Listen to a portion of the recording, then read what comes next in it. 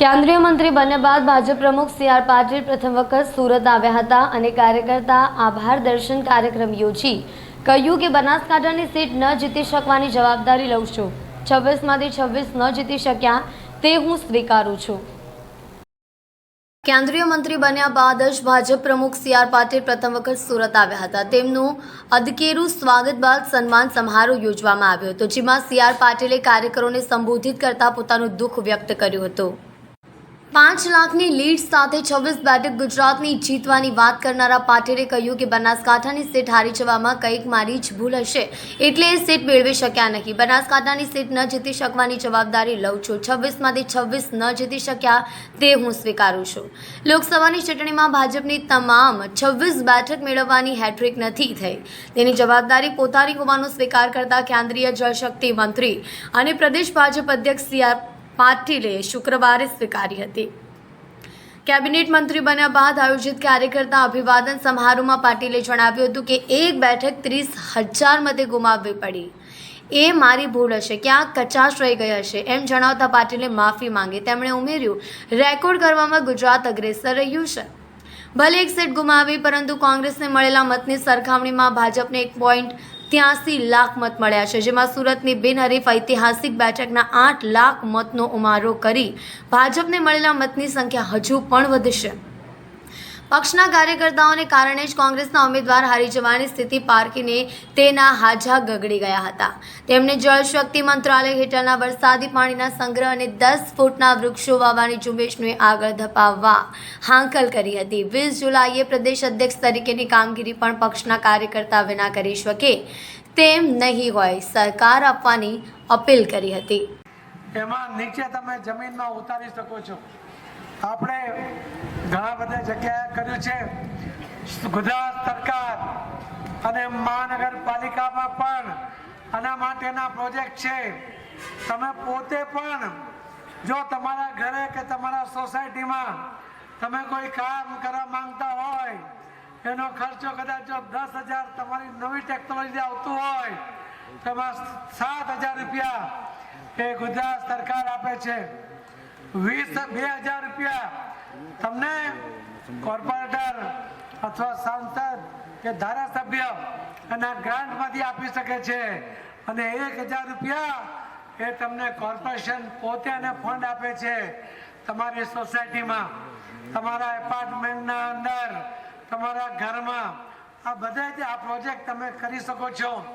તમે એના ટેકનિકલ જે નો હાવ તમને જાણવો હોય તો તમે ભારતીય જનતા પાર્ટીના કાર્યાલય પર નિરંજનભાઈને અને બધા મહામંત્રીઓને મળજો.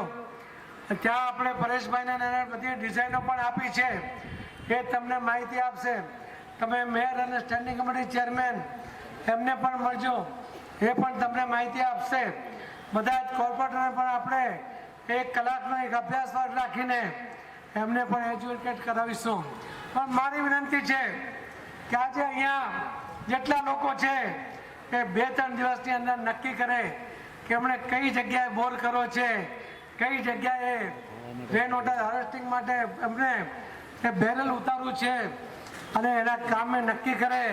આપણે એને ટીમ આપીશું. ટેકનિકલ ટીમ જશે તો તે પણ, પ્લમ્બરની ટીમ જોઈતી હશે તો તે પણ આપીશું.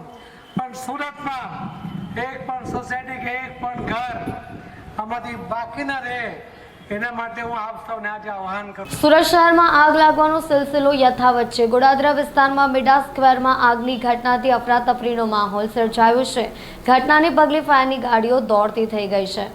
સુરતમાં દિન પ્રતિદિન આગની ઘટનાઓ સામે આવતી જ હોય છે. ઘણીવાર તો આગ એટલી ભયંકર હોય છે કે કિંમતી મુદ્દામાલ બળીને ખાખ થઈ જવાને લીધે લાખોનું નુકસાન જતું હોય છે. ત્યારે આવામાં વધુ એક આગની ઘટના સામે આવી છે. મળતી માહિતી અનુસાર શહેરના ગોડાદરા વિસ્તારમાં મેડા સ્ક્વેરમાં આગની ઘટનાથી અફરાતફરીનો માહોલ સર્જાયો છે. ઘટનાને પગલે ફાયરની ગાડીઓ દોડતી થઈ છે. ફાયરની ટીમ ઘટના સ્થળે દોડી આવી પાણીનો મારો ચલાવી આગ પર કાબૂ મેળવી લીધો હતો. ડાયમંડ અને ટેક્સટાઇલ સિટી સુરત શહેરના મોરાભાગળ પાસેની સોસાયટીમાં સામૂહિક આપઘાતની ઘટના હત્યા કે આત્મહત્યા ઘેરાતું રહસ્ય ચર્ચાનો વિષય બન્યો છે. સ્માર્ટ સિટી સુરત શહેરમાં હચમચાવી દીધી ઘટના સામે આવી છે, જેને જાણી તમારા પણ રૂવાટા ઊભા થઈ જશે. સુરતના જહાંગીરપુરામાં એક જ પરિવારના 4 લોકો રાત્રે સૂતા બાદ ઉઠ્યા નહીં. સવારે પરિવારના 4 સભ્યોના મૃતદેહો ઘરમાંથી મળી આવ્યા હતા. ઘટનાની જાણ થતાં સુરત પોલીસનો કાફલો ઘટના સ્થળે પહોંચ્યો હતો. હાલ તપાસ શરૂ કરાઈ છે.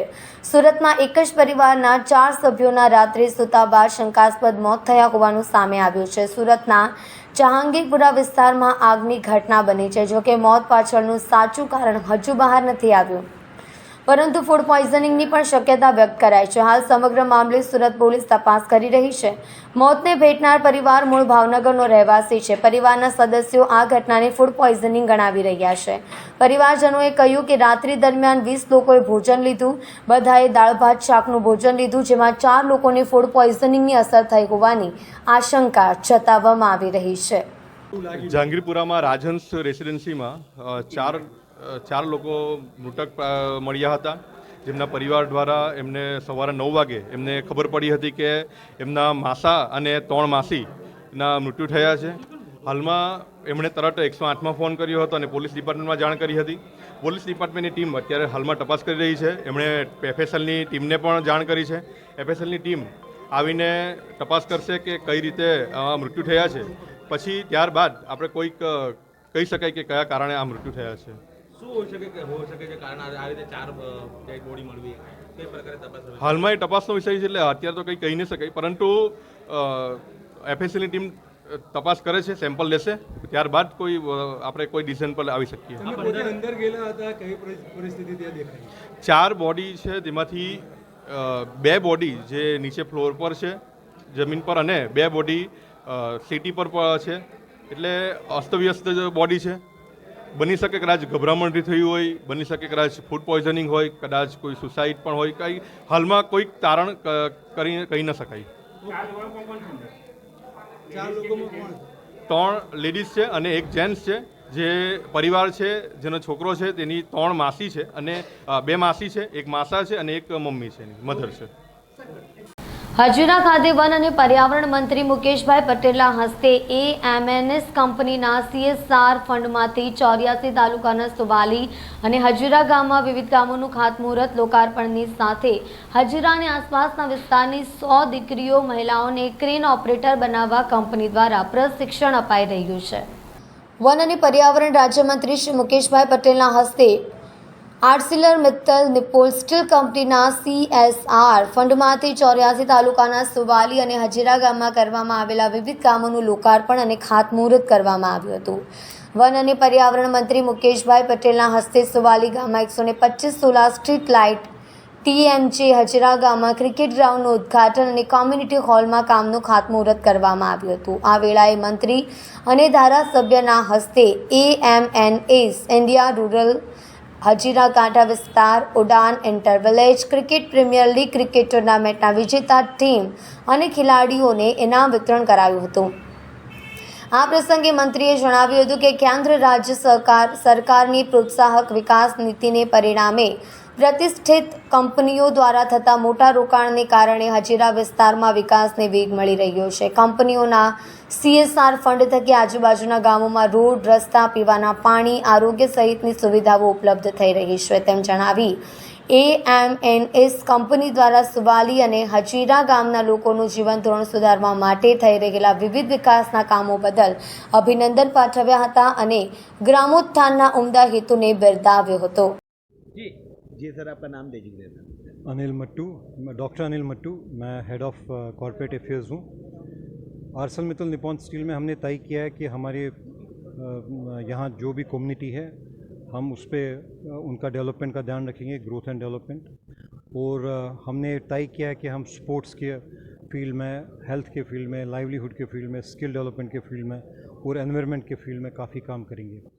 तो ये पहल हमने की है. आज मंत्री श्री मुकेश भाई पटेल भी आए थे और संदीप भाई देसाई MLA साहब भी आए थे.